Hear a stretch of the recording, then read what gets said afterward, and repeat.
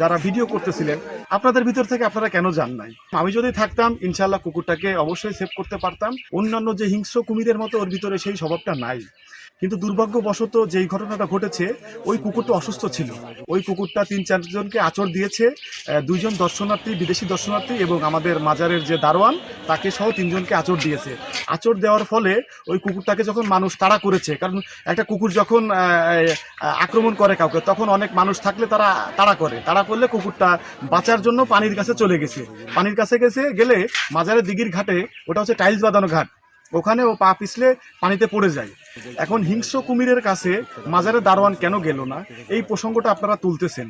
আবার অনেকে বলতেছেন যে কুমিরটার হাত পা বেঁধে। আপনারা ভিডিওটা ভালো করে দেখবেন, আপনাদের কাছে অনুরোধ থাকলো ভিডিওটা ভালো করে দেখার জন্য। কুকুরটার কোনো হাত পা বাঁধা ছিল না, কুকুরটা পানির ভিতরে হামাগুড়ি খাচ্ছে। তারপরে হচ্ছে কুমির এসে ধরে নিয়ে গেছে। তা ওই সময় ডিমপাড়া কুমিরের কাছে মাজারের দারোয়ান যাওয়ার কোনো সাহস নাই। আমার একটা প্রশ্ন, ওখানে প্রায় ১ থেকে ১৫০ মানুষ যারা ভিডিও করতেছিলেন, আপনাদের ভিতর থেকে আপনারা কেন যান নাই? স্বাভাবিক একটাই কারণ, হিংস্র কুমিরের কাছে আপনারা কিভাবে যাবেন?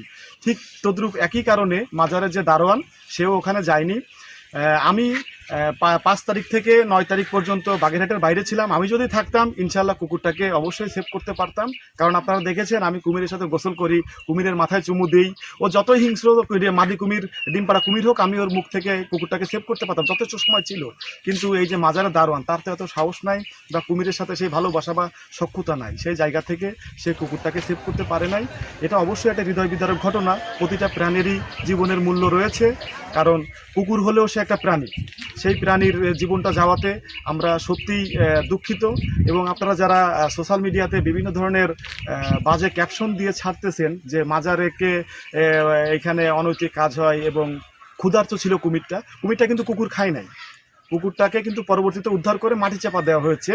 আজকে সকালে বন ও পরিবেশ অধিদপ্তরের মানুষেরা এসেছিল, তারা কুকুরটার বডিটা মাটির থেকে তুলে তারা দেখছে। এখন বিষয় হচ্ছে কুমির হিংস্রতার মানে ডিম পারলে মাদি কুমির যে একটু হিংস্র হয়, সেই জায়গা থেকে কুকুরটাকে ধরে ফেলছে। এটাকে আপনারা ক্ষমাসুন্দর দৃষ্টিতে দেখবেন। এবং যারা এই মিথ্যা প্রচারণা করতেছে তাদের কাছে আমার অনুরোধ, আপনারা সঠিক তথ্যটা প্রচার করুন, সঠিক তথ্য মানুষকে জানান। আমাদের বাংলাদেশের মানুষ আমরা আবেগপ্রবণ, আমাদের আবেগ নিয়ে আপনারা খেলা করবেন না। আপনারা সঠিক সত্য তথ্য তুলে ধরার চেষ্টা করবেন আপনাদের। এবং আমাদের ওখানে প্রায় ১ থেকে ১৫০ মানুষ যারা ভিডিও করতেছিলেন, আপনাদের ভিতর থেকে আপনারা কেন যান নাই? আমি যদি থাকতাম ইনশাআল্লাহ কুকুরটাকে অবশ্যই সেভবেন আপনাদের। এবং আমাদের ওখানে প্রায় ১ থেকে ১৫০ মানুষ যারা ভিডিও করতেছিলেন, আপনাদের ভিতর থেকে আপনারা কেন যান নাই? আমি যদি থাকতাম ইনশাআল্লাহ কুকুরটাকে অবশ্যই